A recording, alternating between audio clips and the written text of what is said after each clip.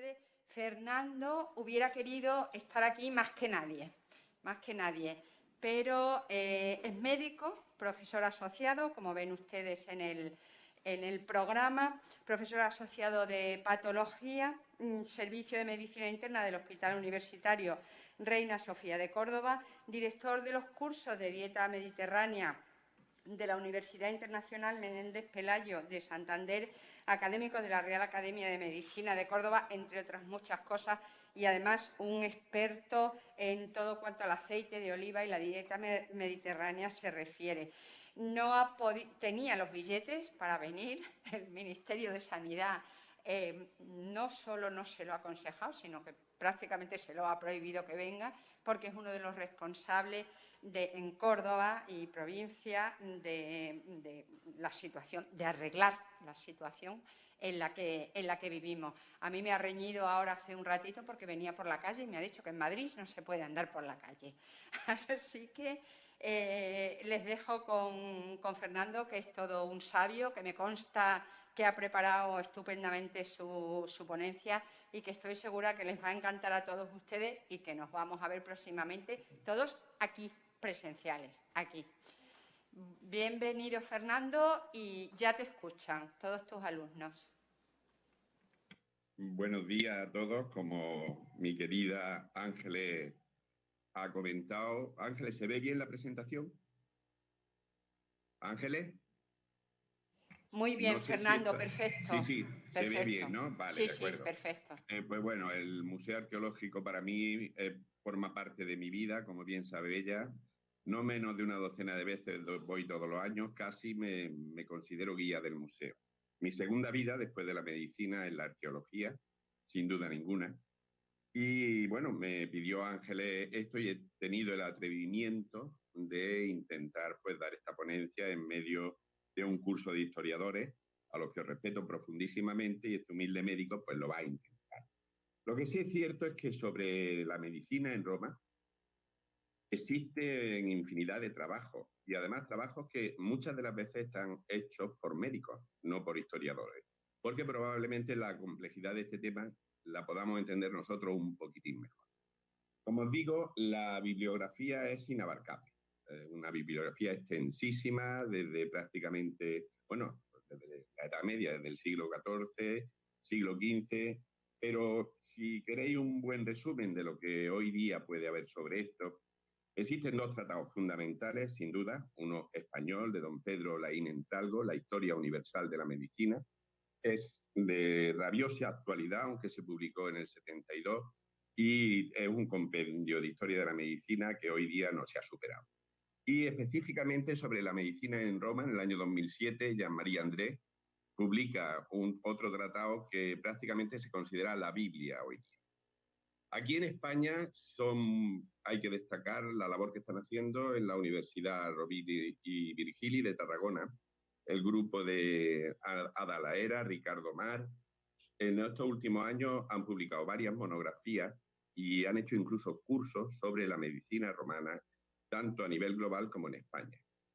Y luego, el aspecto jurídico, la legislación sobre la medicina, que como luego veréis es uno de los aspectos que incorpora Roma en la medicina, está exquisitamente tratada por Alfonso Agudo de la Universidad de La Rioja. Tiene una monografía sobre el tema que yo creo que es difícil de superar. Bueno, hablar de la medicina en Roma es hablar de la medicina griega. La medicina romana es la medicina griega. Pero los romanos sí aportan a la medicina tres aspectos fundamentales. En primer lugar, la legislación de la práctica y la enseñanza de la medicina. En segundo lugar, y por primera vez, la creación de hospitales, los valetudinarium, los hospitales militares, las primeras instituciones para tratar y curar heridos y enfermos que existen en la historia. Importantísimo, la sanidad pública. Este concepto de sanidad pública prácticamente desconocido hasta la República. Como he dicho antes, realmente la superioridad de la medicina griega es incuestionable. Ya en Grecia, en el siglo VI, se empieza a hablar de una medicina científico-técnica. Los sabios filósofos médicos de esta época, Acmeón de Crotona, Empedocles de Agrigento, por supuesto, Hipócrates de Cos, Galeno, aunque 7 siglos después, y los médicos alejandrinos, ellos ya empiezan a diseñar una medicina que será el origen incluso de nuestra medicina actual. Una medicina que desde su principio tiene por fundamento la reflexión sobre la naturaleza del hombre, su salud y sus enfermedades, rechazando completamente toda la magia que existía anteriormente y, por supuesto, rechazando que la enfermedad es un castigo de los dioses. Bueno, indiscutiblemente, al hablar de la medicina romana, Hipócrates podemos considerarlo como el antecesor de Galeno. Hipócrates y Galeno, que sería el gran médico romano, están unidos en su filosofía, en su ciencia, y prácticamente siempre que hablo de ellos se puede poner un guión Hipócrates-Galeno. Hoy día consideramos incuestionablemente a Galeno como el padre de la medicina. De hecho, Galeno es el responsable de que las teorías de Hipócrates han llegado a nuestros días, porque él es el que las cultiva, el que las traduce y el que hace que las corrige incluso y hace que lleguen hasta nosotros. La literatura sobre Galeno e Hipócrates es extensísima. El Corpus Hipocrático, todos los tratados de Galeno, que luego veremos, y que constituyen hoy día la base real de nuestra moderna ciencia médica. Los conocimientos en esta época pues son a nivel de fisiología, de patología, de anatomía, realmente excepcionales. Y ya empieza a hablarse de la terapia. El tratamiento de las enfermedades ya no se basa en dioses, ni en templos, ni en invocaciones. Se basa fundamentalmente en la dieta, en la farmacología y en la ciencia. Bueno, mientras que en Grecia está apareciendo esta primera medicina científica, en Roma esto no existe. Y hay algo que lo refleja magistralmente, que es una frase de Plinio: los 600 años que Roma vivió sin médicos, pero no sin medicina. O sea que en Roma se practica la medicina, pero la medicina mágico-religiosa. Este grabado que tenéis aquí atrás es el único grabado que he podido encontrar del templo de Dea Salus, en el Quirinal. Dea Salus era la diosa protectora de toda la salud, pero luego existían una serie de diosas y dioses menores prácticamente para cada una de las enfermedades. Entonces, en este Quirinal, aparte de este templo, había templos menores dedicados a cada una de estas diosas. Por ejemplo, la diosa Febris, la diosa de la fiebre. Al hablar de fiebre en Roma, fundamentalmente hablamos de la malaria. Lauterina, la diosa de las enfermedades ginecológicas; Lucina, la diosa de los partos; Fesonia, la diosa de la debilidad y la astenia; Scabies, la diosa de la sarna. La sarna está producida por el Sarcóptides scabiei, que es el arador que se llama así como referencia a la diosa de la sarna. Angura, la diosa de los problemas de garganta; Méfitis, la diosa de la fetidez; Mena y Pártula son dos diosas relacionadas con el parto, con el cordón umbilical y sus complicaciones. Bueno, pues esta medicina mágico-religiosa se está impartiendo en Roma prácticamente desde los orígenes de la República Romana, heredada mucho del mundo etrusco. Esta medicina tiene una serie de intermediarios que son fundamentalmente pues, los sacerdotes de estos templos encargados de dirigir estos rituales y de transmitir pues, las indicaciones de los dioses. Pero realmente la estrella, el rito estrella de esta medicina mágico-religiosa, sin duda, es la incubatio. La incubación, es un rito que procede de la medicina griega. La historia es muy bonita, yo la voy a contar. Dicen que en el año 293 a.C. había una gran epidemia en Roma, y entonces los ancianos se reúnen, consultan los libros sibilinos y le indican que tienen que ir a Epidauro a pedirle al dios Asclepio que le ayude, que vaya para allá. Van y Asclepio, en forma de serpiente, viaja a Roma, se pierde en el río Tíber, llega a la isla Tiberina, allí los romanos levantan un templo en su honor y la epidemia cesa. Esta sería la primera gran aportación de la medicina griega a la medicina romana, pero curiosamente no desde el punto de vista científico. Aquí tenéis una imagen, una idealización de lo que debió ser la isla Tiberina, con su templo de Asclepio. Curiosamente, en la isla Tiberina, desde ese momento, desde el siglo III a.C., siempre ha habido edificios dedicados a la medicina, bien templo o bien hospital. Y merece la pena hablar de la incubación, porque realmente fue la gran técnica de curación a través de medidas, digamos, religiosas o a través de los dioses. La incubación, la curación por los sueños, mediante la interpretación de los sueños, se basaba en todos los templos de Asclepio, de Esculapio en Roma, en que los pacientes dormían dentro del templo y el dios se aparecía en sus sueños, les tocaba y los curaba, o bien, como ocurría la mayoría de las veces, daba las indicaciones sobre el pronóstico y el tratamiento de la enfermedad. Esto llegó a ser totalmente establecido hasta el punto que estos templos de Esculapio forman parte de la infraestructura básica sanitaria de la ciudad romana. Incluso esto complementa a la medicina científica.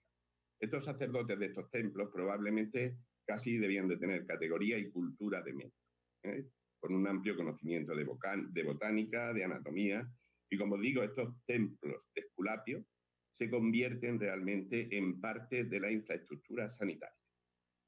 En Roma, durante prácticamente 500, 600 años, van a coexistir la medicina científica y esta medicina mágico-religiosa. Y un ejemplo claro en nuestro país de estos templos de Esculapio dedicados a la medicina sería lógicamente, el templo de Ampurias, de esta Ampuria romana. La imagen de Esculapio, que en principio se creyó muy tardía, ahora sabemos que está hecha probablemente en Delos, de la mezcla de dos imágenes antiguas, y probablemente fue llevada allí después del siglo. Junto con esta medicina mágico-religiosa, junto a la medicina de los templos, desde los tiempos primitivos de la República, existe lo que se llamaba la medicina patriarcal. El pater familias era realmente el representante social, político, religioso y jurídico de toda la familia y se ocupaba de la sanidad de la familia, utilizando pues, fundamentalmente principios empíricos, unas cuantas plantas medicinales que se van transmitiendo de generación en generación y, por supuesto, recurriendo, como siempre, a la superstición, a la magia. En la farmacopea de estos pater familias probablemente no tenemos mucha información, pero sí sabemos que utilizaban sustancias muy sencillas y de uso cotidiano, como por ejemplo el aceite, el vinagre, la sal, la miel, los huevos, el azufre, el incienso, y hay una sustancia, un vegetal que prácticamente para Catón era una panacea, que era la col. La berza la utilizaban para prácticamente todas las enfermedades. Y como soporte de estas medicinas utilizaban siempre la lana. Pero ocurre, la revolución viene fundamentalmente a mediados del siglo III a.C., cuando se produce la gran expansión del Imperio Romano y se van conquistando todas las zonas del Mediterráneo. Y de ahí empiezan a desembarcar en Roma una tremenda cantidad de esclavos vendidos. Una imagen de Alma Tadema del mercado de esclavos de la isla de Delos, que probablemente era el mercado más importante de todo el imperio. Bueno, pues entre estos esclavos vienen los esclavos médicos. Los esclavos médicos que ya traen un tipo de medicina, que es la medicina científico-médica, y estos esclavos médicos van a encargarse a partir de este momento en las familias donde ellos les toca estar, del cuidado médico de la familia y, lo que es muy importante, del cuidado médico de los esclavos. Los esclavos eran la base de la economía romana. Entonces, el cuidado de estos esclavos era fundamental desde el punto de vista económico. Entonces, estos esclavos médicos son los primeros que van trayendo a Roma esta medicina científico-técnica que va desplazando progresivamente a la medicina mágica de los siglos anteriores. No solamente de Grecia vinieron estos esclavos. Algunos médicos libres griegos también fueron fichados por el mundo romano. La primera referencia que tenemos, y os lo cuento porque es graciosa, es de un médico en el año 219 a.C., Arcagato, originario del Peloponeso. Debió de ser un eminente cirujano en Grecia y fue fichado literalmente por Roma. Se le pone una casa en la plaza Acilia, donde estaban algunas sedes judiciales. se le da la ciudadanía romana y se le da una buena cantidad de dinero para que ejerza la medicina y para que cree una escuela de medicina. Al cabo del poco tiempo, la fama de Arcagato cambia un poquitín y si al principio era considerado pues, como algo divino, se le da el atributo de el carnífex, el carnicero. Al parecer tenía una ligereza en cuanto a la utilización del bisturí y de la cirugía. Lo único que no queda muy claro es si esta crítica se debe realmente a esa ligereza, ya que fuera especialmente agresivo, o a los celos que la oligarquía romana empieza a tener.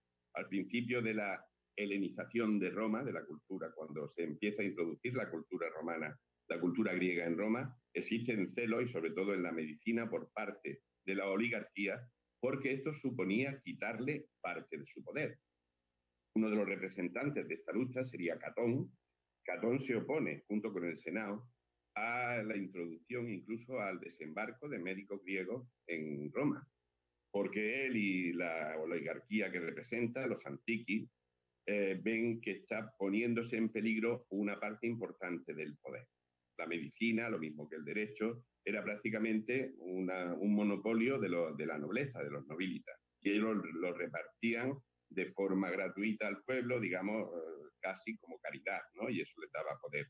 Pero claro, al desembarcar, estos médicos libres ejercen una medicina profesional.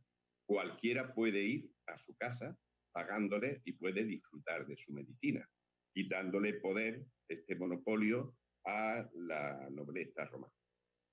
Sin duda ninguna, ya prácticamente el primer médico griego que desembarca en Roma fue el médico más famoso del siglo I, de la época de César, Asclepiades de Bitinia. Este personaje estudia en Alejandría, una de las escuelas, uno de los sitios míticos para el estudio de la medicina, y bastante más libre en cuanto a la posibilidad de hacer disecciones, estudio de anatomía, que eso no se podía hacer prácticamente en ningún otro sitio. Estudia filosofía y medicina en Alejandría. Ya Laín Entralgo considera que el arte de la medicina científica, comienza en Roma con la llegada de Asclepiades. Fue amigo y médico de Cicerón y tenía alguna pequeña diferencia con la medicina de Hipócrates y Galeno. Ellos consideran que a la naturaleza hay que dejarla que lleve su curso. Él era un poquito más agresivo. Él piensa que el médico debe gobernar la naturaleza. Rechaza, por supuesto, toda la medicina tradicional del pater familia, la mágico-religiosa. Incluso critica algunos aspectos de la medicina hipocrática, la medicina, como veremos ahora, humoral y anatómica. Él piensa e introduce el concepto de átomos, de conductos, que en el organismo hay una serie de átomos que se mueven por unos conductos bien organizados, y cuando esto se desestructura aparece la medicina, pura mecánica. Y de hecho su terapia sus tratamientos los podemos considerar bajo el epígrafe de tratamientos higiénicos, dietéticos, incluso mecánicos, físicos. Y con esta preciosa imagen de Almatadema, pues podemos representar cuáles eran los tratamientos que aconsejaba Asclepiades.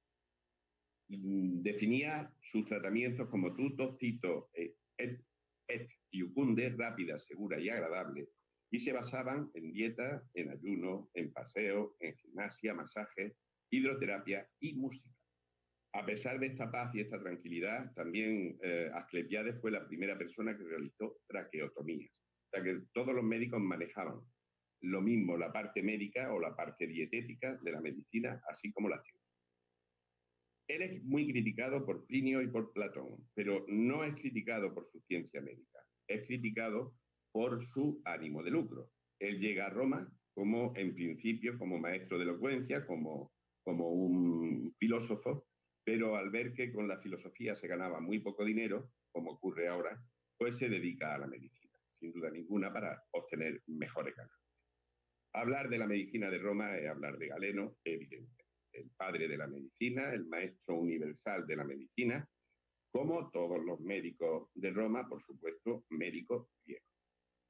Galeno nace en Pérgamo, era hijo de Nicón, uno de los grandes arquitectos de la época. Nace ya a los 3 años después de que Pérgamo hubiera sido conquistada por el Imperio Romano. como os digo, es el máximo representante de la medicina helenístico-romana. Primero, bueno, hay una historia también bonita que dicen que iba destinado a ser filósofo o arquitecto, pero Asclepio se aparece a su padre en un sueño y le dice que su hijo tiene que estudiar medicina. Entonces, a los 16 años ya entra en el templo de Asclepio, de Pérgamo, como practicante, y luego pues tenía una situación económica que le permitía formarse en los mejores sitios del mundo. Estudia en Esmirna, en Corinto, en Alejandría. En Alejandría era, como he dicho, un sitio muy interesante, porque probablemente allí los estudios anatómicos, que estaban prohibidos en seres humanos en cualquier otro sitio, allí, de hecho tenemos evidencia que se hicieron. Lo que sí es cierto es que Galeno adquiere un conocimiento anatómico excepcional, y a la vuelta de Éfeso es el médico de los gladiadores de Éfeso, un puesto importantísimo. Él, de una forma un poquito así soberbia, dice que hasta que él llegó se morían casi todos. Y desde que él llegó no se murió ni uno. Bueno, pues como todos los médicos importantes griegos, se va a hacer la América. Hacer la América, lógicamente, era irse a Roma. Con 34 años llega a Roma y su fama empieza a ser una fama tremenda, y en poco tiempo pasa a ser el médico de la corte. Empieza siendo médico de Marco Aurelio y posteriormente de Cómodo, de Lucio Vero y de Septimio Saturno. Os voy a dar unos breves trazos porque sí merece la pena que sepáis que las teorías médicas de Hipócrates y Galeno, por supuesto, que es lo mismo, se basan en lo que se llama la teoría de los humores. El cuerpo humano se compone de 4 elementos: el agua, el aire, la tierra y el fuego. Y la salud depende del equilibrio de los 4 humores que existen en el organismo, la base del mal humor, evidentemente: la sangre, la flema, la bilis amarilla y la bilis negra. Entonces, del equilibrio de estos 4 humores depende de la salud. Y cuando estos humores, uno de ellos, predomina sobre el otro, aparece la enfermedad. El tratamiento de la enfermedad va siempre destinado a volver a que estos humores recuperen su equilibrio. Y en la teoría de Hipócrates y Galeno, la dieta siempre es la primera fase de este tratamiento. Ellos definen ya muchos aspectos que son absolutamente vigentes hasta hoy día. Por ejemplo, el concepto de signo. Signo en medicina es un dato que nosotros podemos obtener de la historia del paciente, de su exploración, y que nos da la clave para el diagnóstico de la enfermedad y de su tratamiento. El signo viene ya definido por esta escuela hipocrática y de Galeno. Pero es que además, ¿cómo se resuelve la medicina? ¿Cómo se aplica el diagnóstico y el tratamiento? Basado en 3 recursos: la exploración física, la comunicación verbal y el razonamiento conclusivo, o sea, lo que hoy día es la base del diagnóstico en medicina: exploración física, historia clínica y juicio diagnóstico. Esto viene definido por Hipócrates y Galeno desde hace 2500 años. Realmente, lo que no ha llegado de Galeno a nuestros días es extensísimo. Nos han llegado unos 22 volúmenes, por cierto, unas 2,5 millones de palabras se conservan. Tiene libros de anatomía, fisiología, terapéutica, farmacia, libros sobre el pulso, muy importante. Y bueno, una reflexión de Galeno al principio de sus textos es que el médico debe ser hábil en el razonamiento de los problemas que se presentan, debe comprender la naturaleza y función del cuerpo y debe practicar la templanza y despreciar todo el dinero. El médico ideal trata con justicia tanto a los pobres como a las élites, y es un estudioso en todo a cuanto afecte a la salud. Su terapéutica, como he dicho, se basa en 3 pilares fundamentales: la farmacoterapia. Al hablar de fármacos siempre tenemos que, o prácticamente casi siempre, nos referimos a plantas medicinales. Las sustancias vegetales se consideran ideales, las sustancias minerales se consideran demasiado fuertes, demasiado intensa, y en cambio las sustancias animales demasiado débiles. La dietética. Como digo, la dietética es la base de la medicina hipocrática y de Galeno. La dieta restablece el equilibrio de los humores, y además la dieta se considera con una doble misión: tanto el tratamiento de las enfermedades como tratamiento y como prevención. O sea, que no solamente trata, sino que previene la aparición de las enfermedades. Y por supuesto, digamos, el campo donde la medicina antigua, la medicina romana, adquiere su mayor nivel es la cirugía. La parte más valorada de la medicina en todos los tratados, no solamente de Galeno, sino de Plinio. La medicina podría ser restauradora, fracturas, luxaciones, heridas, evacuante para la evacuación de acceso, para las trepanaciones, y exerético, o sea, extirpar. Esta era la menos frecuente. Realmente conocemos cirugía de hemorroides, por ejemplo, en el mundo romano, pero sobre todo era restauradora y evacuante. Y como veremos luego, el nivel que alcanza la cirugía se ve realmente reflejado en los instrumentos quirúrgicos. Instrumentos evolucionadísimos con los que probablemente hoy nuestros cirujanos podrían operar. Bueno, y siguiendo la evolución, los esclavos médicos griegos con el tiempo van progresando dentro de la sociedad y es muy frecuente que se produjera en estos esclavos las manumisiones, la liberación de los esclavos, convertirlos en libertos, muy frecuente en los testamentos de su amo. Y como ejemplo, la verdad es que tenemos probablemente uno de los casos más famosos del mundo romano, el caso de Antonio Musa, el médico de Augusto. Persona tremendamente frágil. Además de frágil, debió de ser bastante hipocondríaco. Sabemos que él padecía artritis, tiña, tifus, colitis, bronquitis, eczema. Vivía siempre muy asustado, evitando corrientes de aire y tenía auténtico pánico. Sabemos que en su estancia en Hispania, cuando estaba acabando las guerras cántabras, sufrió una tremenda agudización de sus males. No está claro si fue un problema hepático, un problema gástrico o un problema articular. Él estaba en Cantabria y ha evacuado a Tarraco, a la metrópoli, y sus médicos empiezan a tratarlo, pero sin ningún éxito, hasta el punto que ya plantea el elegir sucesor a Tiberio. En ese momento aparece en escena Antonio Musa. Antonio Musa era un esclavo médico que había sido liberado por su amo, procedía de, por supuesto, como todo, de Grecia, y él aplica a Augusto un tratamiento a base de baño frío y caliente y una dieta a base de lechuga. Y Augusto se cura, se restablece completamente, hasta el punto que, bueno, Antonio Musa pues le concede todos los honores que a una persona se le podrían conseguir. Antes he oído hablar de la orden ecuestre. Antonio Musa se le introduce dentro de la orden ecuestre. Se le hace una estatua en la isla Tiberina al lado de la estatua de Esculapio. Se le premia con 400.000 sestercios y a partir de ese momento los médicos están exentos del pago de impuestos. O sea, fijaros hasta qué momento una dieta de lechuga y unos baños fríos hicieron tanto por un imperio y por los médicos. A partir de ese momento los médicos somos considerados de diferente forma. Ya su antecesor César, que debió de tener una buena cabeza, viendo que la gran medicina no estaba en Roma, le concede a todos los médicos la ciudadanía romana, fundamentalmente a los médicos griegos, porque realmente la medicina de Roma sin la medicina griega no era nada.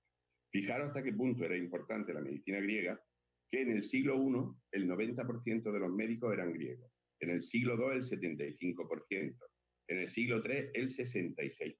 O sea, fijaros cómo indiscutiblemente la medicina griega es la que domina en la medicina romana.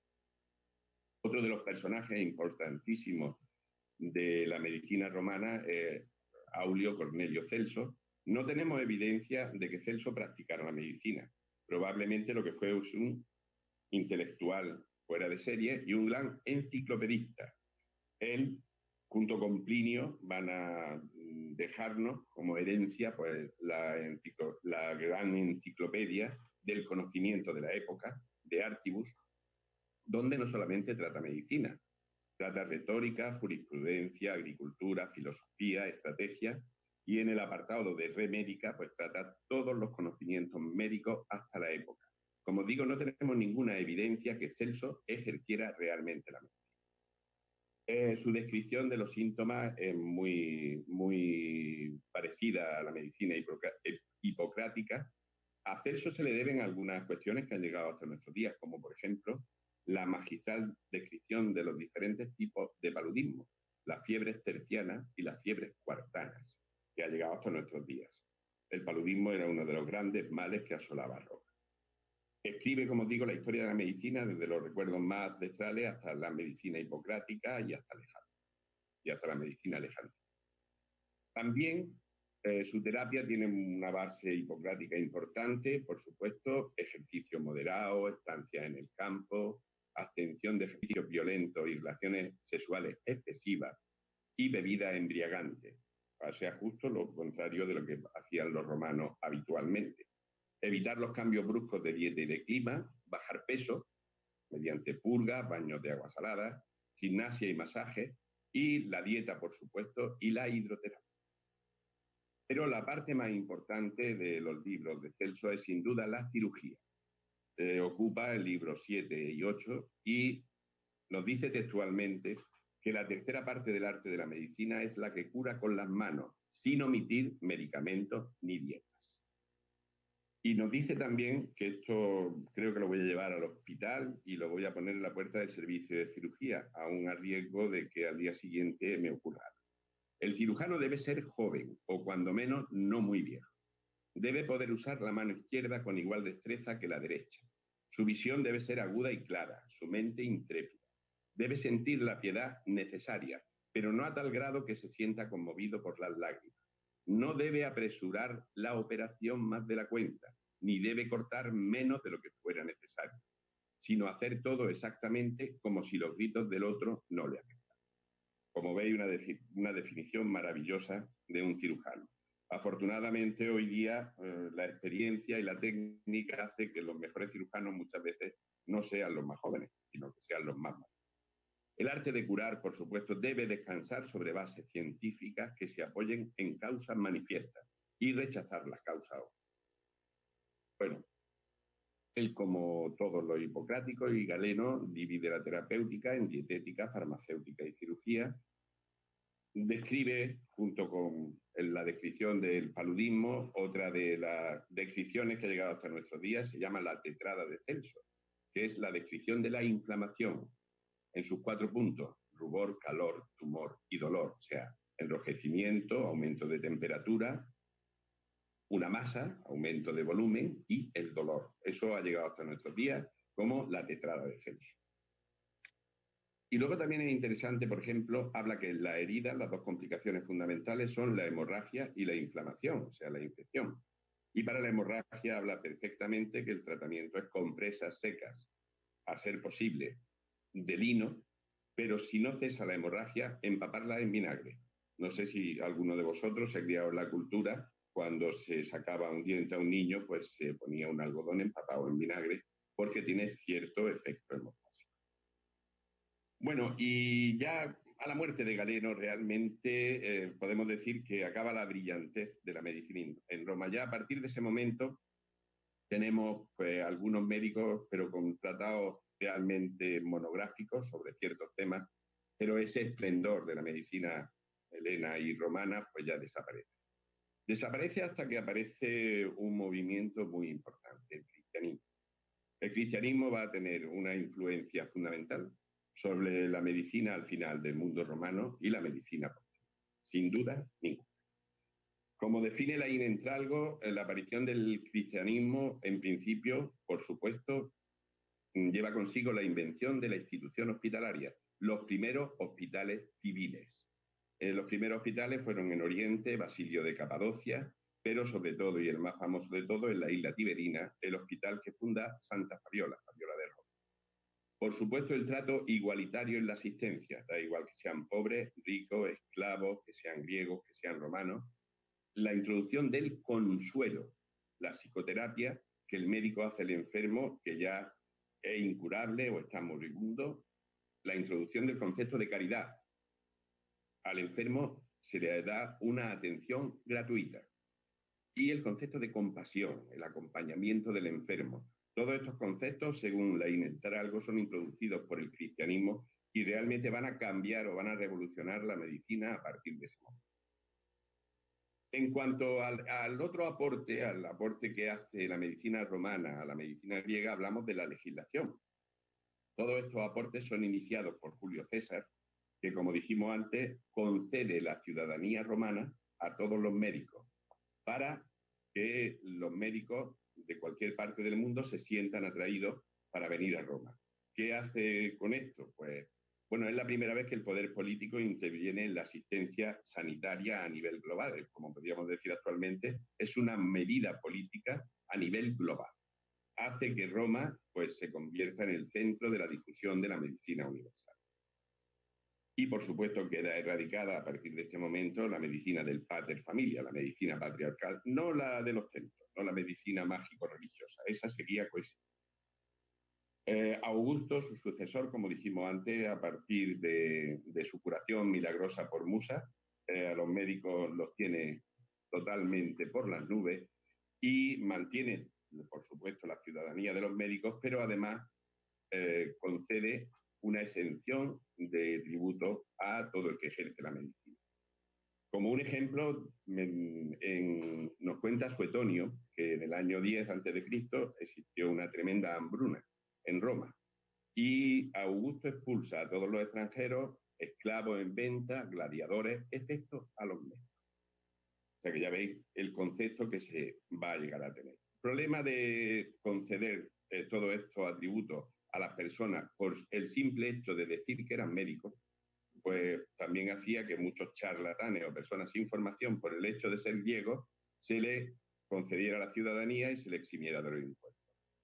Pues un poco después, Antonino Pío es el que pone orden en esta situación. Antonino Pío ya define cuántos van a ser los médicos del seguro, o sea, cuántos médicos de cada ciudad van a tener derecho a estos privilegios. Y define que las ciudades pequeñas van a tener 5 médicos oficiales, o sea, médicos, como podríamos definir ahora, médicos del seguro, ¿no? Las algo mayores, 7 médicos, las grandes ciudades 10, y en Roma existieron hasta 14 médicos oficiales. Ciudades grandes se consideraban las metrópolis, por ejemplo, en España serían Colonia Patricia y Tarraco. Las algo mayores eran las que tenían conventos jurídicos, o sea, sede judicial, y ya las demás pues serían las pequeñas. Pero no solamente se define el número, sino que para ejercer la profesión se necesita un decreto del Senado declarando que el peticionario tiene las condiciones objetivas que le hacen acreedor de esta inmunidad. Y en caso de incumplimiento de sus funciones, pueden ser destituidos.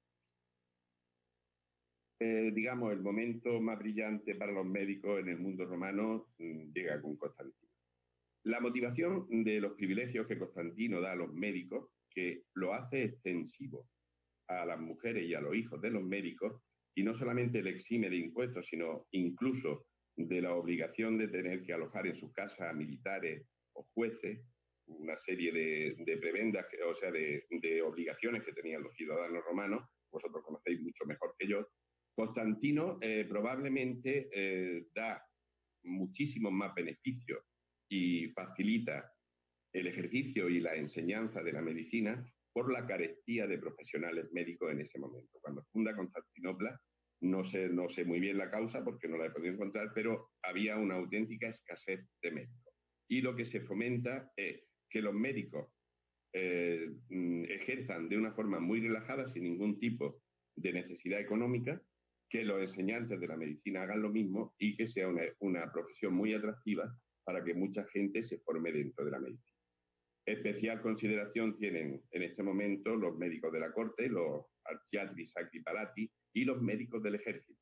Dentro de los médicos que ya estaban muy bien valorados, estos médicos militares y los médicos de la corte tienen, bueno, hasta el punto de tener jubilación. O sea que todas estas prebendas no solo estaban cuando estaban en activo, sino que incluso permanecen aun cuando se han jubilado hasta su muerte. El mundo visigodo nos da una vuelta de 180 grados. No sabemos muy bien por qué estos muchachos, los médicos, no le caíamos nada bien. Se retiran todos los privilegios, salvo el que ningún médico podía ser encarcelado sin juicio previo. En el texto Liber Ludicorum, el gran texto de la legislación visigoda, lo refleja clarísimamente. Si un médico durante una flebotomía deja incapacitado a un hombre libre, se queda obligado a pagar 150 sueldos. Y si resultara muerto, el médico será entregado inmediatamente a los familiares para que hagan de él lo que quieran. Y si dejara incapacitado matar a un siervo, tiene que restituir a un siervo igual. Fijaros qué cambio entre Constantino y el mundo visigodo. Sí merece la pena hacer un inciso sobre el papel de la mujer en el mundo, en la medicina romana.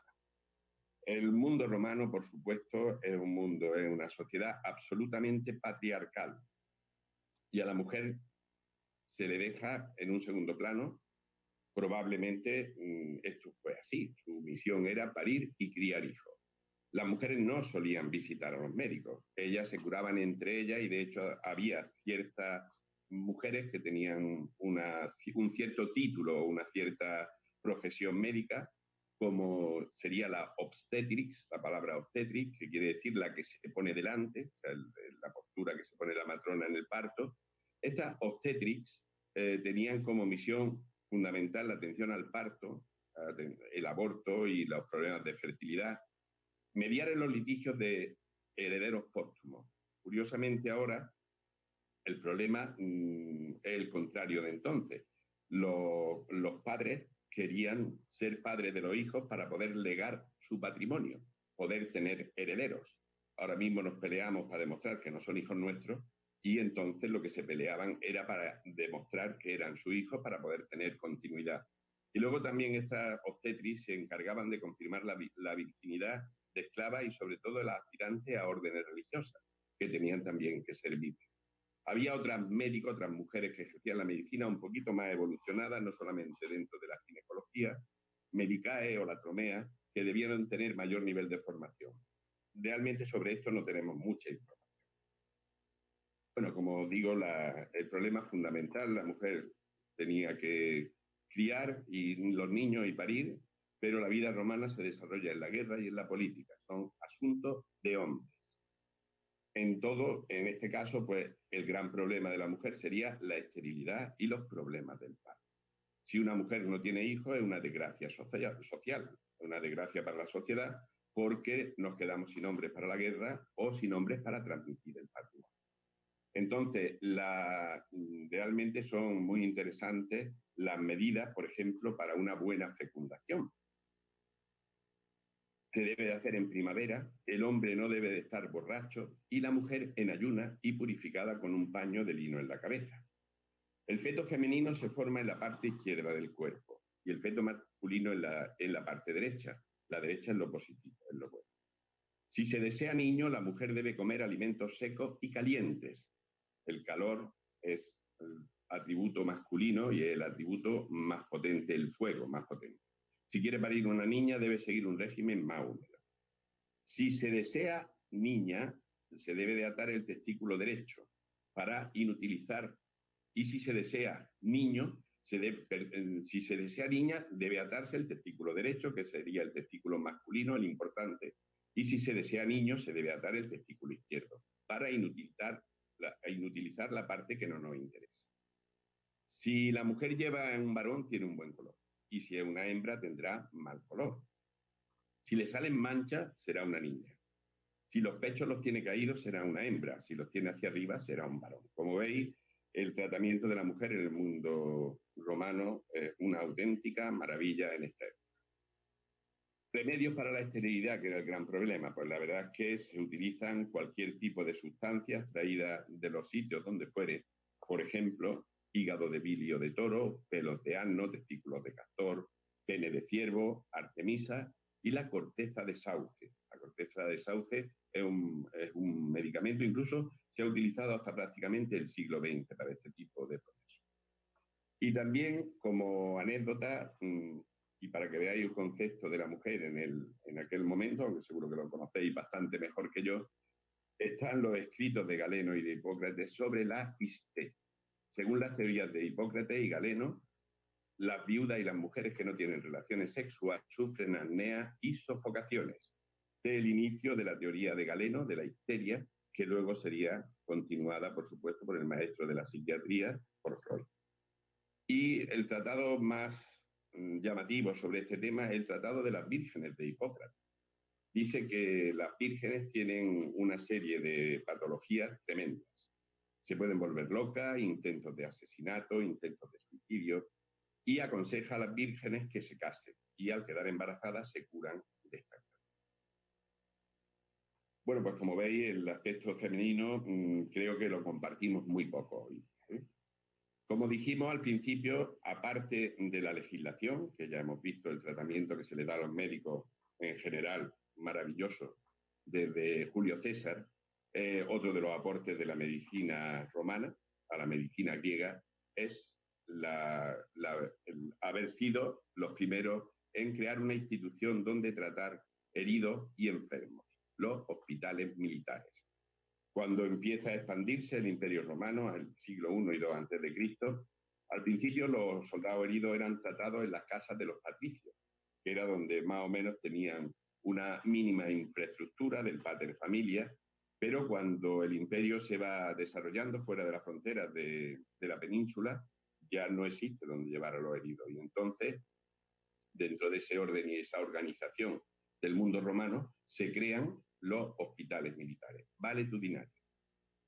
En todos los campamentos romanos existe un hospital militar y siempre con la misma estructura. Un corredor central con sala a los lados para 4 o 5 personas, hasta el punto que en todos los hospitales en todos los campamentos la estructura de los hospitales militares es similar. Forman, como dije antes, es la primera institución diseñada para atender heridos y enfermos de la historia. Formaban parte de la arquitectura de los campamentos y solían tener una capacidad para el 6 o el 10% de los 5.000 hombres de una legión. O sea que ya estaban preparados para que el número de heridos fuera considerable.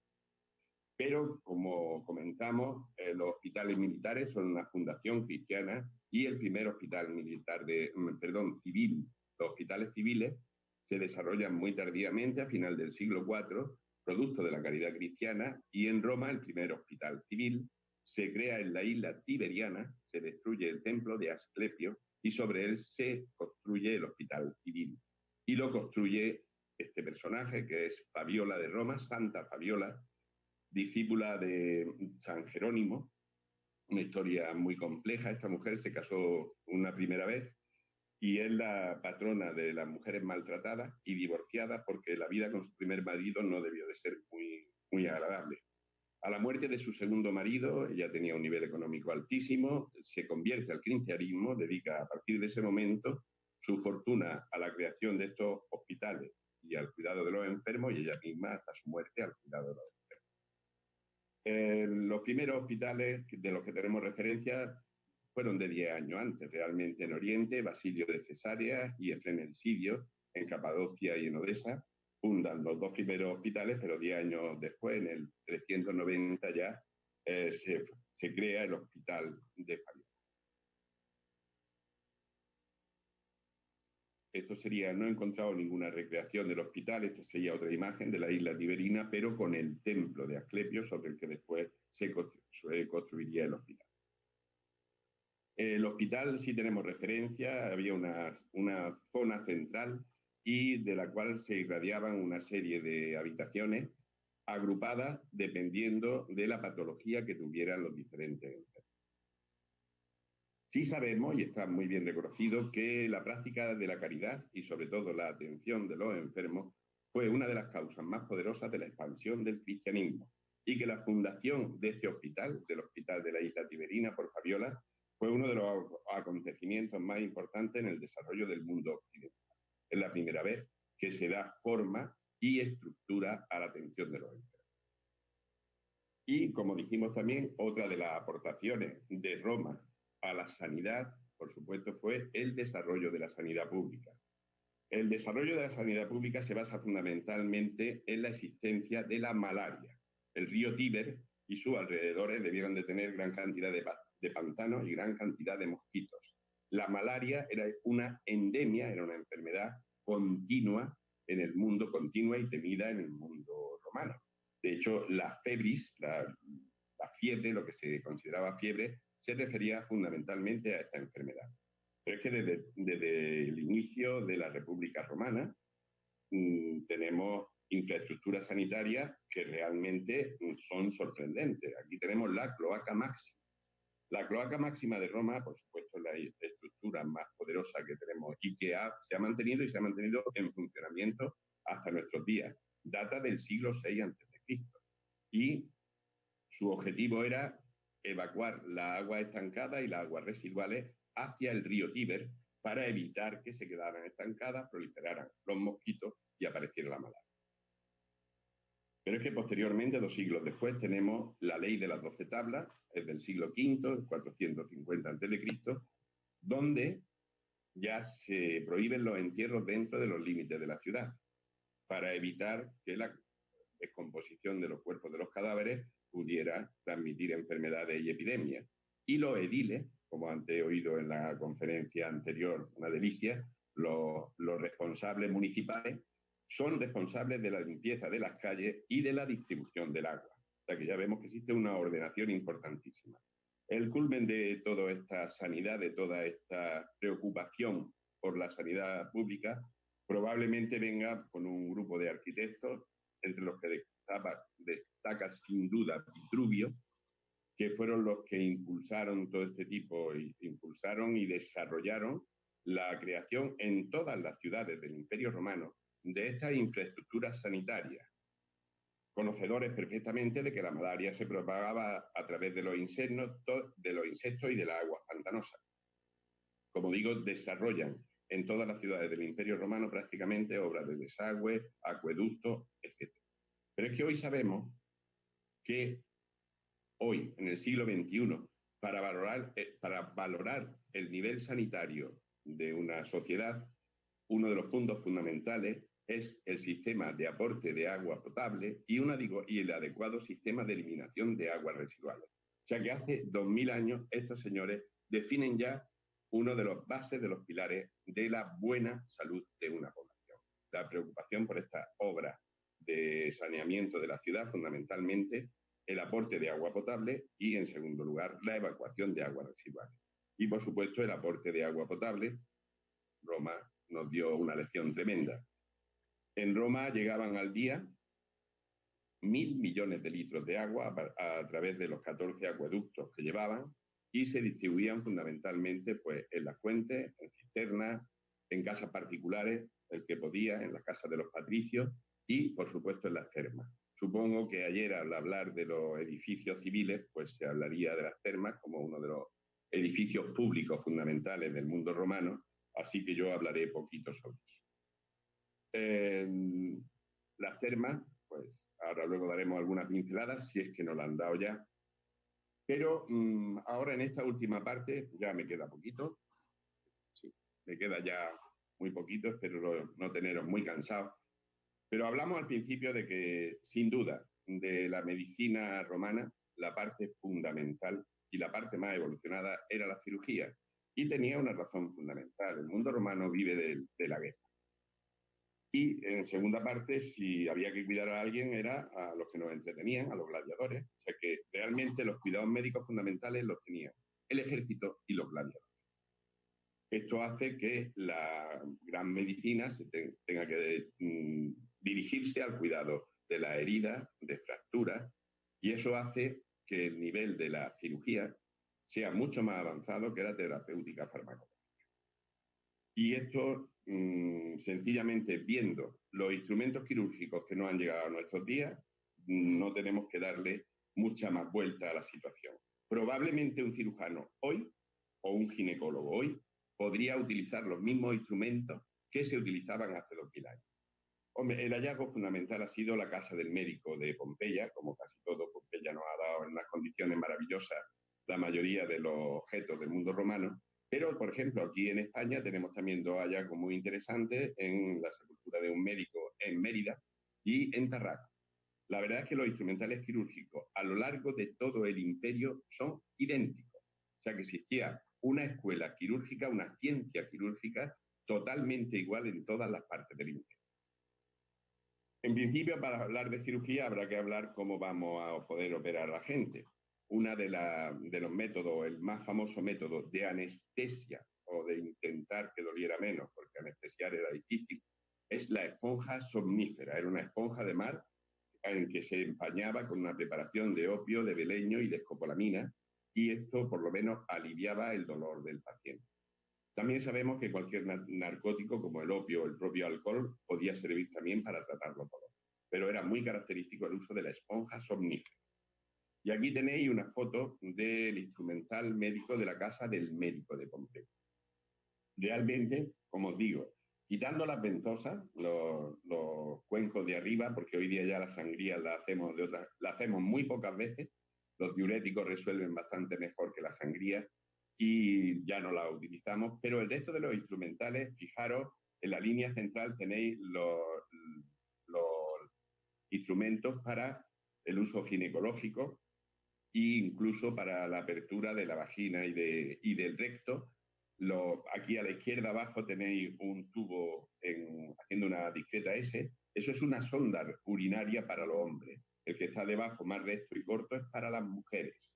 Fijaros, los espéculos vaginales, los espéculos rectales, realmente son muy similares a los que hoy utilizamos. Ganchos obstétricos, que son muy utilizados también. Los taladros para los huesos, que están abajo, esa especie de cilindros con una varita, eran muy importantes, se le ponían unas correas y con esas correas daban vueltas para realizar las trepanaciones o extirpar, por ejemplo, tejido óseo enfermo o cuerpos extraños como las flechas. Por supuesto, el uso de los bisturíes, que fue maravilloso, las palancas para reducir luxaciones, los vasos de ventosa, que ya hemos comentado, que eran los contenedores de diferentes tamaños según lo que quisiéramos sacar de sangre. Aquí tenéis más espéculos, una sierra quirúrgica con la que se realizaban las amputaciones, tijeras quirúrgicas, diferentes tipos de espátulas, de pinzas. Aquí tenéis los bisturíes, realmente son mangos de bisturí, la mayoría de ellos, a los que luego se le añadían los bisturí o bien de bronce o bien de acero. Los de bronce eran más pequeñitos para pequeñas intervenciones, los de acero eran más largos para intervenciones más profundas. Las tijeras, no me voy a parar a detallar todos los instrumentos porque realmente se ven muy bien en las imágenes. Aquí tenéis arriba a la derecha es el espéculo vaginal de la tumba del médico de Mérida, que es el mejor conservado hasta ahora mismo en el mundo. Vamos, que puede funcionar perfectamente ahora mismo, funciona en su engranaje. Aquí tenéis, como digo, un montón de tijeras quirúrgicas, de bisturíes, de diferentes tipos de pinzas. Todo esto se reproduce exactamente igual en todo el Imperio Romano. Aquí tenéis la caja de médico. En esa caja no solamente eran instrumentos romanos, esa caja contenía las medicinas con las que se preparaban los tratamientos y en ese cilindro estaban los pequeños instrumentos que se utilizaban no ya en la grande cirugía, pero sí en la medicina de uso habitual. Bueno, esto en cuanto a la cirugía, como veis, es sorprendente y además lo que nos ha llegado hasta nuestros días, la verdad es que es alucinante el nivel técnico quirúrgico que pudieron llegar a realizar. Bueno, sabemos que se realizaban traqueotomías, que se podían extirpar cataratas. Las intervenciones que tenemos de la cirugía romana son realmente espectaculares. Y no en vano, todos los médicos, tanto Galeno como Celso, ellos siempre alaban a la cirugía por encima de la medicina. Como hablamos antes también, la dieta para la medicina romana y sobre todo para Galeno era fundamental. La dieta era el primer paso y si falla la dieta es cuando hay que recurrir o a los fármacos o a la cirugía. Pero era el factor fundamental de estabilización de los humores. Sería el primer paso del tratamiento de las enfermedades. No solamente para curar, como dijimos antes, sino también para prevenir. O sea que el seguimiento de una buena dieta no solamente nos curaba de las enfermedades, sino prevenía su aparición. Pero al hablar de medicina, indiscutiblemente su origen fundamentalmente era vegetal. Ya sabéis que consideraban que los medicamentos de origen mineral eran muy potentes y los de origen animal eran muy débiles. Indiscutiblemente, si Galeno es el padre de la medicina, el padre de la farmacia, sin duda ninguna, es Dioscórides. El Dioscórides, el libro de farmacia, de medicina, de medicinas, que nos ha llegado prácticamente hasta el siglo XIX en uso, y incluso, ya digo, su receta utilizada hasta el siglo XIX. El libro, el compendio de farmacología más importante del mundo antiguo, el de materia médica, pero vamos, su nombre ha sido tan utilizado que ha llegado hasta nuestros días con el nombre del Dioscórides. Pladmio Pedacio Dioscórides era otro médico griego, pero que ejerció la medicina, curiosamente, en el ejército de Nerón. Fue médico del ejército de Nerón. Recorrió prácticamente todo el mundo conocido y fue recopilando diferentes recetas médicas de todas las partes donde él fue ejerciendo la medicina. Recopiló en este Dioscórides más de 600 recetas, la mayoría de ellas de origen vegetal, y como dije antes, pues el Dioscórides ha llegado prácticamente hasta nuestros días. Mirad, os voy a poner algunas de las recetas del Dioscórides porque realmente son muy interesantes. Emplasto común. Se hace a base de aceite de oliva, agua y litargirio para la herida ligera y del cutis. Por ejemplo, ungüento emoliente, aceite de oliva, palma, cera amarilla y trementina. Excelente antiinflamatorio. Bueno, este servía para todo. Ungüento irino, aceite de oliva, elate, raíz de iri, ablanda y calienta y quita las costras de los cauterios, humidifica las llagas sucias y llenas de corrupción, los males de madre y relaja la almorrana y el zumbido de oído. Si untamos con él las narices, es útil en las hediondas llagas que se engendran en ellas. Bebido relaja el vientre, mitiga el dolor ilíaco y mueve la orina. Dénselo también a los que bebieron cicuta o cilantro o comieron hongos maléficos, hongos venenosos. Bueno, como esto, pues tenemos 600 recetas. No plantas medicinales. La diferencia entre Celso, que es el botánico y que nos refiere las plantas medicinales, y Dioscórides, es que esto es un tratado de farmacia. Él nos define medicinas con múltiples compuestos. Mientras que, como vamos a ver ahora, Plinio, en su Historia Natural, lo que nos hace Plinio el Viejo, lo que nos hace es hacernos una referencia interesantísima en el conocimiento de las plantas medicinales hasta ese momento.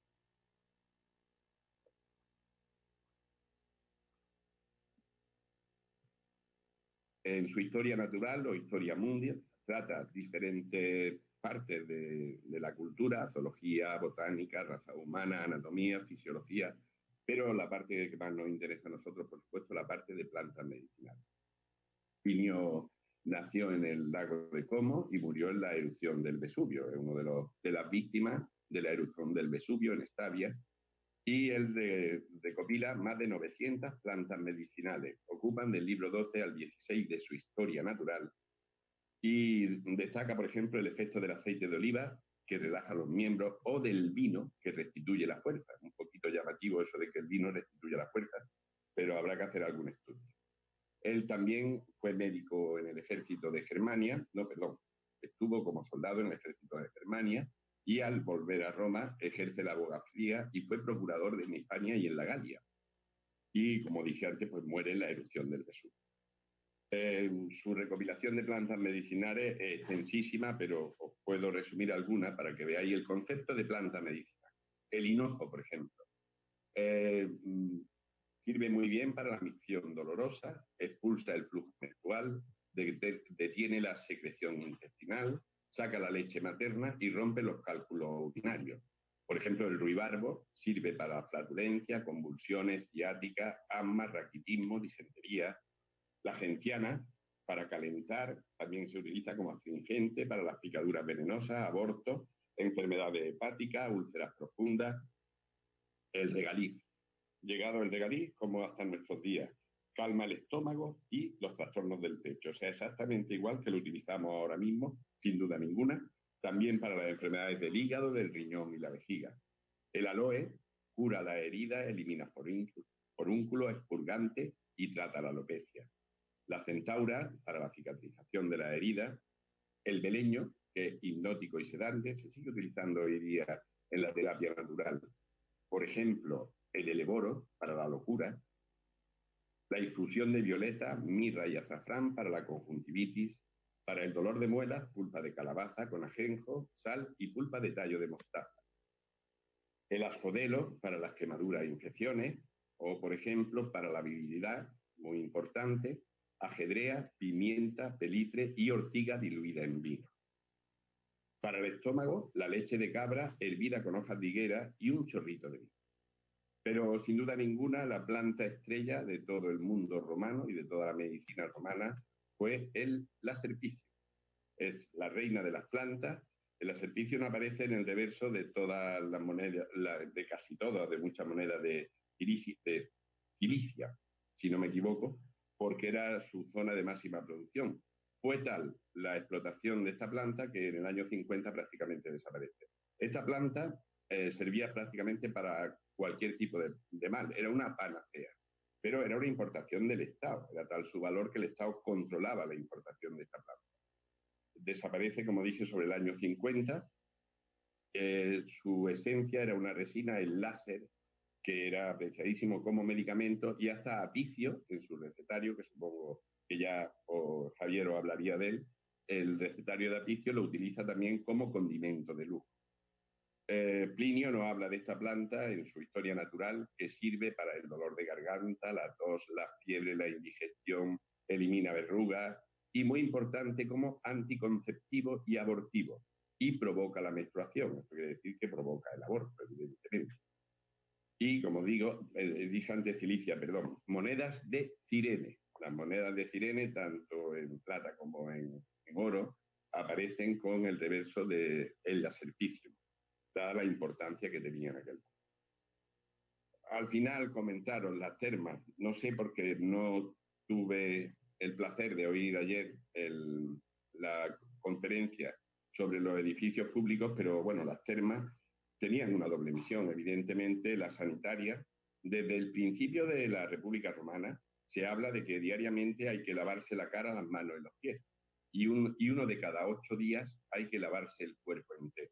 Pero estamos hablando de la República. Posteriormente, el lavado, la higiene del cuerpo se consideró como una actuación tremendamente importante para mantener la salud, hasta el punto que las termas se convierten en uno de los centros sociales, no solamente sanitarios, sino sociales del mundo romano. Bueno, pues si en principio en el siglo I había unas 170 termas en Roma, o baños, un siglo después había 1000 baños. Termas privadas en las casas de los patricios, termas públicas que prácticamente eran gratuitas o costaban muy poco dinero, que todas tenían una estructura similar. Todas las termas estavianas de Pompeya pues prácticamente están conservadas de una forma magnífica y nos permiten pues, ver la palestra para el desarrollo de ejercicios físicos. Tenían también tabernae para la compra de alimentos o de bebidas al lado de las termas.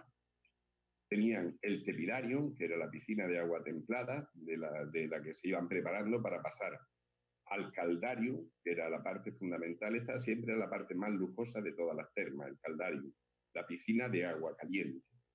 El frigidarium era la piscina de agua fría, incluso en las termas grandes, pues tenían hasta piscinas para poder nadar. Y el apoditerium, que era el sitio donde se podían el vestuario, digámoslo así, donde se podía dejar la ropa. En algunas termas existía también el sudarium, que era una zona de vapor, una auténtica sauna, pero no está en estas termas de Pompeya. Realmente hay una polémica importante sobre la misión. Por supuesto, la higiene de las termas está claro que era importante, pero su uso era más social y mucho más en ese sentido que para la salud. Los romanos que podían se pasaban el día entero en las termas.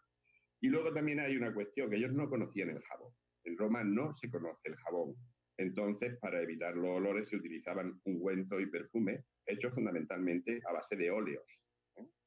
Entonces, después de pasar 3000 personas por las termas de Caracalla al día, pues probablemente el agua de las termas estaría un poquito rara. No tendría la transparencia que Alma Tadema nos pone. Indiscutiblemente, el concepto de la higiene y del baño fue fundamental también en el. Y como final, como ahora mismo no tenemos más remedio, pues también en Roma disfrutaron de de su epidemia. Conocemos 6 epidemias importantes en Roma. La primera, la peste de Atenas, que en el año 436 debió de ser una viruela, un tifo exantemático, y tuvo una mortandad importante. En la Segunda Guerra Púnica, el ejército de Amílcar Barca, cuando sitia Siracusa, sufre una importante epidemia, la peste de Siracusa. Pero sin duda ninguna la peste más famosa es la peste de los Antoninos o de Galeno, porque la vivió Galeno. Esta peste probablemente fue una forma de viruela muy agresiva. Se fue traída por los ejércitos romanos desde Siria, pero se expandió por todo el ejército y duró 15 años. Y Marco Aurelio muere de esta epidemia. Luego también hubo otro par de epidemias de peste bubónica, probablemente importantísimas, la peste de Cipriano, que apareció en Cartago, y luego ya en Constantinopla, la peste de Justiniano, donde llegan a contar que murieron en Roma 50.000 personas. O sea, como veis, la epidemia y las pandemias no son nada de nuestra época. La que tenemos ahora mismo, pues no tiene nada que ver con esta ni el mundo. Bueno, pues espero no haberos cansado mucho. Muchas gracias por vuestra atención y estoy a vuestra disposición para lo que queráis. Muchas gracias, Fernando. Vamos a dar paso a Nani desde Valencia, que es quien te va a retransmitir las preguntas del chat. Dime que me oyes, Fernando.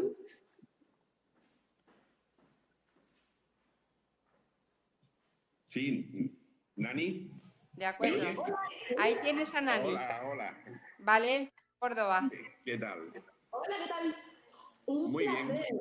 Encantados desde el chat de todo, de conocerte, de la conferencia y de todo. Te aseguro que con cariño está hecha.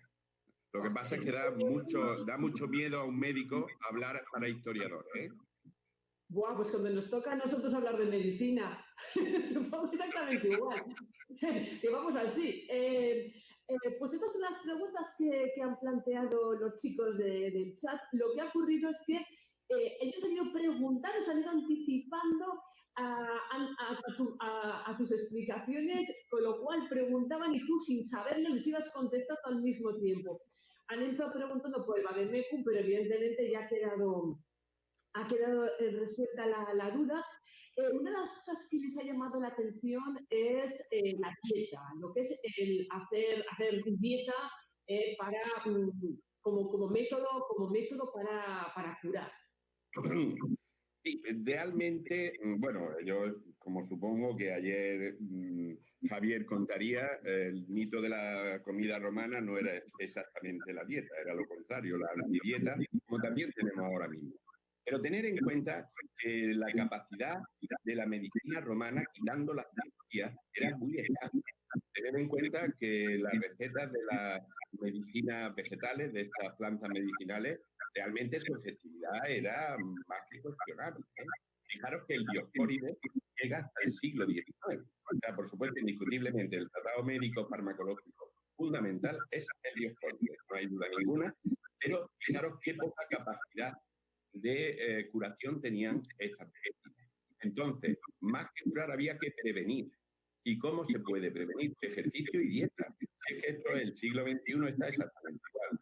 Entonces hacían un hincapié tremendo en la dieta, una dieta realmente austera, con un consumo vegetal importante. Dieta, la base de la dieta mediterránea, que a fin de cuentas, mi conocimiento y mi introducción en este mundo viene a partir de ahí. La dieta mediterránea no es un invento nuestro del siglo XX. La dieta mediterránea es la dieta que se consumía en la cuenca del Mediterráneo desde hace prácticamente 100.000 años, ¿eh? Entonces, la dieta y los cuidados eran tan fundamentales porque las otras armas que teníamos eran armas muy poco eficaces. ¿Qué anotan los chicos del chat? Bueno, aparte de continúan dándote las gracias, para uno de nuestros alumnos ha sido un regalo. Creo que lo más bonito que ha sido un regalo. ¡Ay, por Dios! Las más bonitas que le pueden decir a un profesor. Por favor, eso es de las cosas más bonitas que se le puede decir a un docente, sí, señora. Nos preguntan si hay alguna manera de desinfectar los instrumentales. Ellos no conocían la antisepsia. No, eso es un invento, es un problema, porque las infecciones quirúrgicas hasta el siglo XVIII no se conoce. Ellos intuían la existencia de microorganismos, pero, por ejemplo, en el caso de la malaria, pero no que las heridas se podían infectar a través de... O sea, que no existía ni... Existía el cauterio, ojo, pero, o sea, el calentamiento de instrumentos médicos, pero para aplicarlos directamente en una herida. El cauterio se utilizaba para cortar hemorragias y para poder, digamos, quitar ciertas partes que estaban ya en muy mal estado. Pero no lo utilizaban en el calentamiento para desinfectar los instrumentos quirúrgicos, ni conocían el alcohol, ni conocían el formaldehido. No, el concepto de antisepsia, desgraciadamente, vino muy después. Otra preguntilla por aquí. Uno de los alumnos no acaba de tener muy claro el concepto de la medicina gratuita. Sí. Vamos a ver, el concepto, la medicina, en principio ya hablamos de la medicina mágica y religiosa y tal, pero también en los templos se cobraba. O sea, el templo tenía un negocio importante con los enfermos que acudían al templo. Luego, esta medicina que era ejercida por la élite era una especie de annona. Lo mismo que le daban el aceite o le daban el trigo, pues también le daban, bueno, o digamos que generosamente pues le permitían el acceder a algún tipo de medicina patriarcal sin cobrar. Pero la medicina, realmente los médicos en el mundo romano eran una élite, y eran una élite económica. Médicos que enriquecían. El médico a partir de Julio César, ¿no? Y anteriormente, incluso los libertos compraban su libertad. O sea, no solamente que los dueños estaban muy agradecidos y a su muerte los liberaban o en vida, es que los libertos podían ejercer, los esclavos podían ejercer una cierta medicina cobrando y llegaban a comprar su libertad. Entonces, el concepto de medicina gratuita es la aportación que hace el cristianismo. Este concepto de medicina social gratuita para todo el mundo lo empieza a definir el cristianismo y lo define en Roma, lógicamente, Fabio Roma, con la creación de su...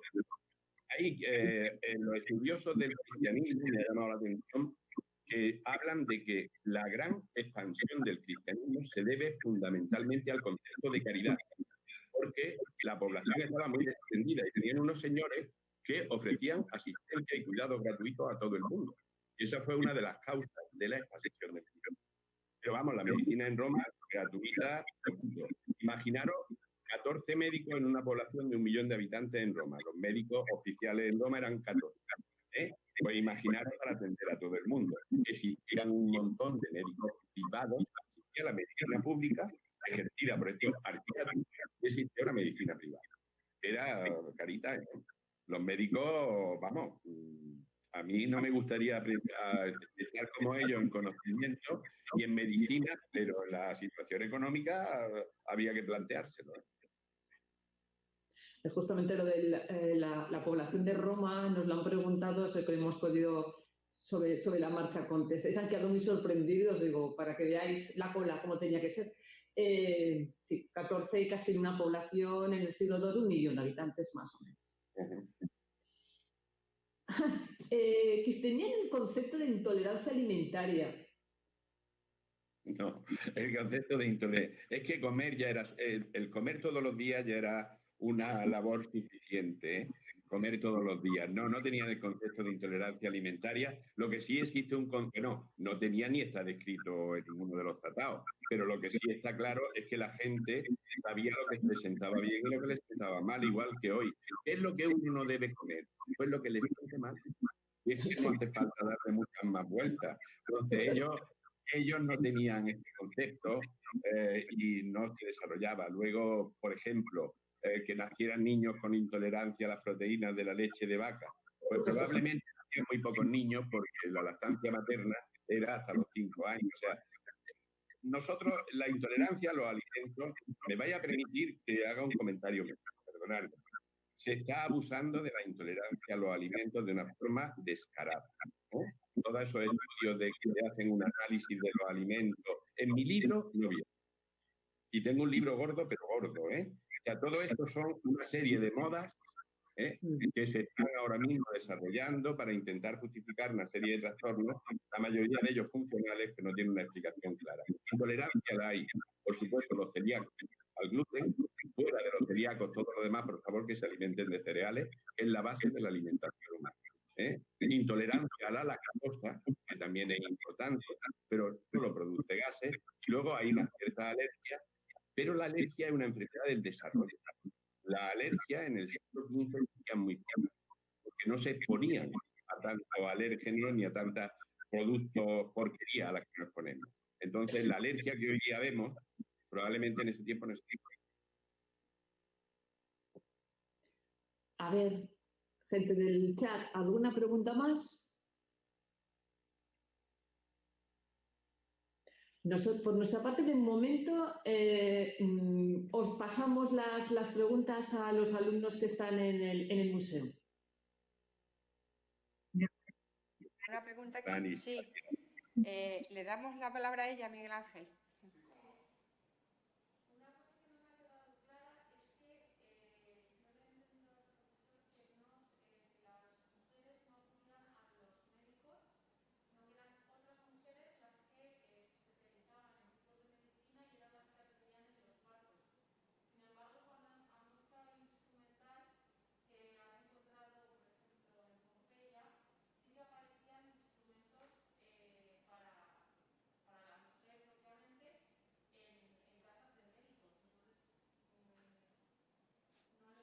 Sí, siempre hay excepciones. Fernando, me preguntan en la sala que no le ha quedado muy claro a una alumna que las mujeres no iban a los médicos, eran atendidas por otras mujeres. Sin embargo, cuando has mostrado los ajuares médicos, por ejemplo, están los espéculas vaginales femeninos y que se suponen que eran de la denominada Casa del Médico masculino de Pompeya.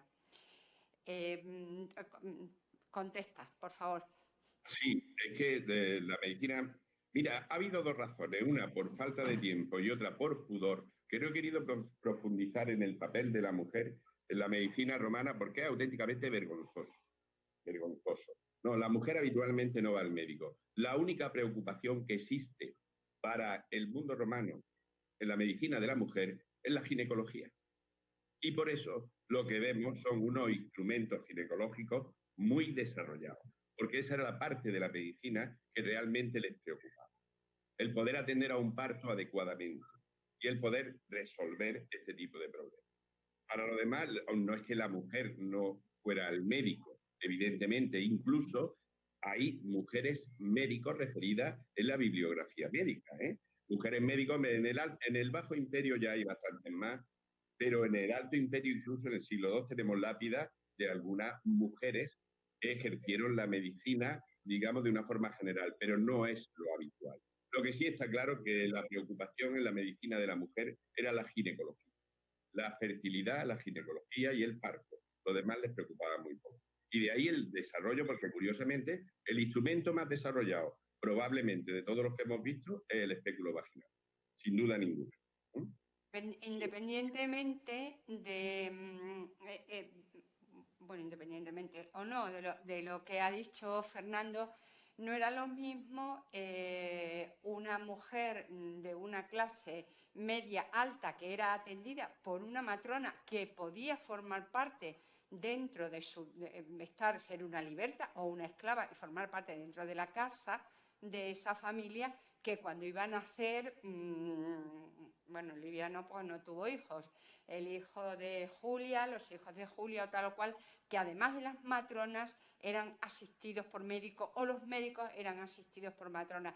Eran los médicos, eran los varones, evidentemente, quienes desarrollaban ese material quirúrgico. Pero nos consta en Mérida la existencia de mujeres médicos que indudablemente se dedicarían fundamentalmente a la ginecología. La propia Livia no solo tenía sus médicos, sino que tenía sus envenenadoras como la famosa Marcela, que la llevaba a todas partes, cuando envenenó a Germánico, al otro, a los demás allá, bueno, según las fuentes clásicas, y aquí leas a todo el mundo. O sea que todos tienen ahí, depende un poco del estatus donde te muevas y del hijo que va a nacer o no va a nacer. Y de todas maneras, estamos hablando de hace 2000 años. Tenemos que ponernos un poquito ahí, que era naturalmente todo un mundo de hombres. Pero sí, algún hombre seguramente, claro que sí. Atendía a las mujeres, sí. ¿Me oye la alumna? Sí. ¿Me oye la alumna?